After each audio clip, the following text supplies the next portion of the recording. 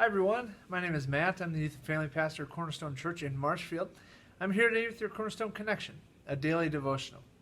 So do you ever have those moments in life when maybe you've been working on a project at work, maybe you're working on a new routine at home, it could be any number of things in any sort of setting, and you've been working at something, and you finally get that project, that thing working in a really good way. It starts humming and things are just kind of clipping along and things are going really, really well.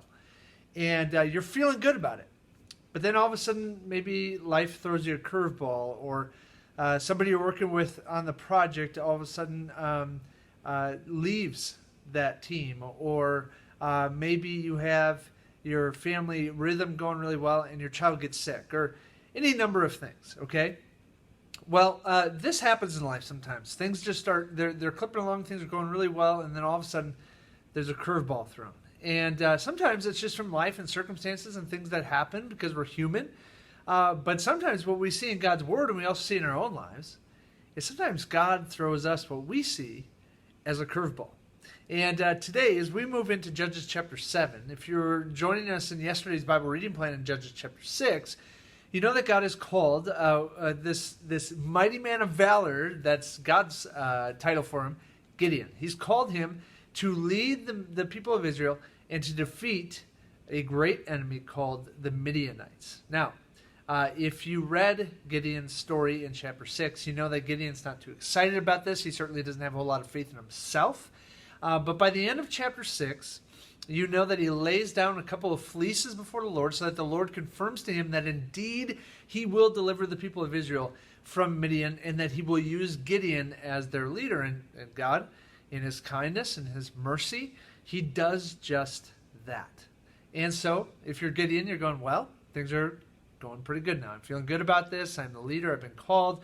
God's confirmed this a couple times to me. So we flip the page to chapter 7, and Gideon's rallying the troops, if you will, to go and to defeat the Midianites.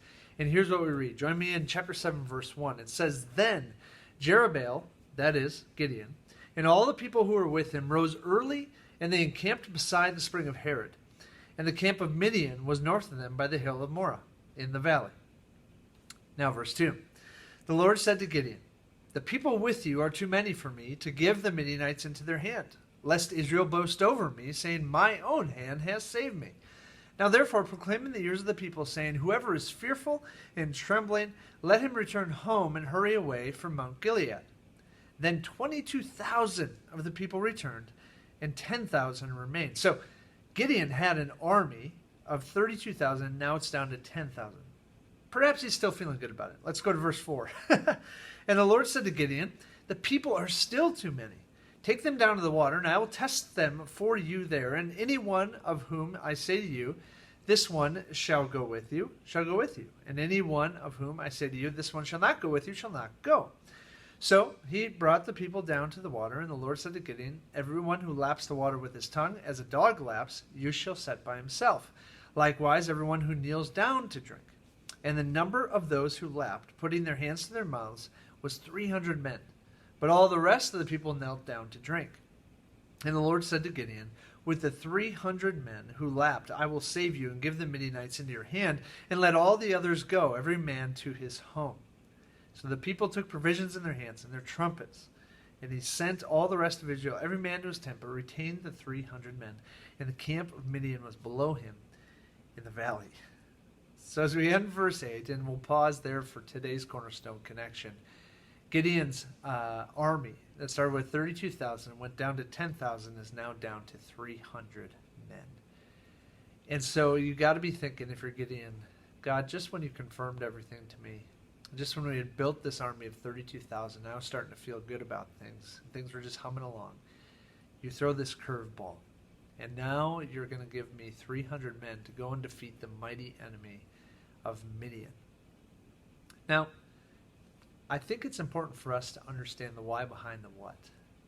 And I think the why that we discover here in this text is also the why behind the what in many of our own life situations. If we were to go back to verse 2, the Lord said to Gideon, The people with you are too many for me to give the Midianites into their hand, lest so that Israel does not boast over me, saying, my own hand has saved me.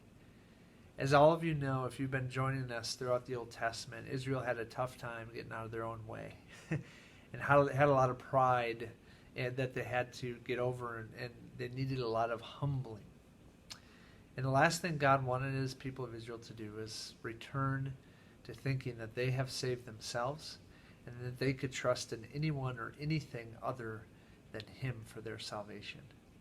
And so he makes sure to prevent that in this situation. He takes this army of 32,000, brings it down to 300. And as you continue to read through Judges chapter 7 today, you're going to see that God will take that very small army and he will defeat the great people of Midian for his glory and the good of his people Israel. Friends, we don't always understand what God is doing, and we don't understand why sometimes he throws these curveballs in our lives when things seem to be just going just fine.